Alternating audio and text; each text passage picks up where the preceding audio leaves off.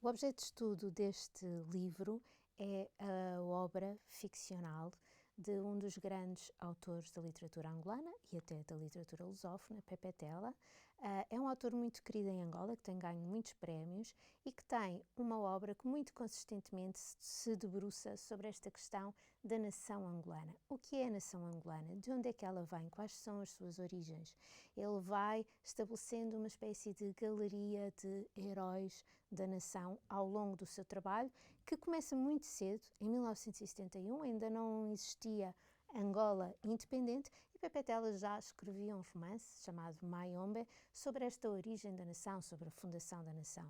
Depois da independência, Pepe Tela vai continuar este trabalho em livros que vão misturar a ficção com a história e que são encarados por muitos angolanos como uma espécie de história quase não oficial de Angola. No fundo, o que Pepe Tela está a fazer nestes livros é uma etno-história da nação, mostrando aos angolanos quem eles são, quais são as suas origens.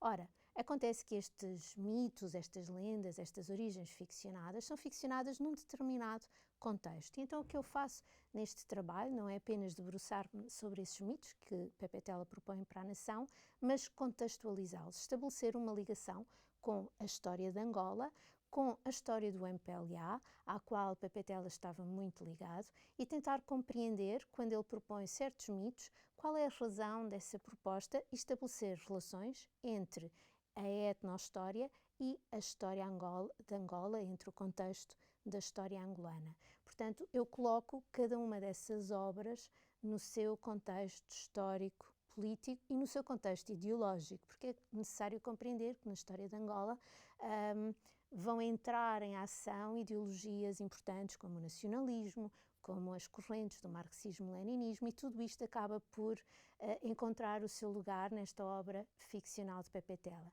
Portanto, nós temos aqui um trabalho que pode interessar a pessoas muito variadas, há aqueles que se interessam pela história de Angola.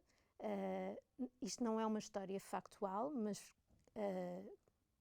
contribui para a compreensão da história de Angola.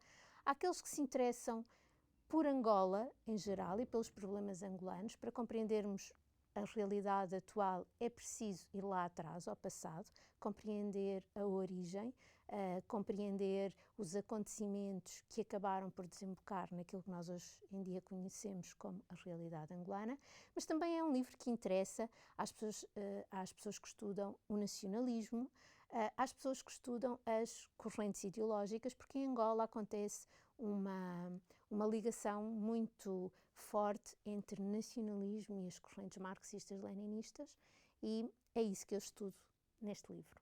Leiam!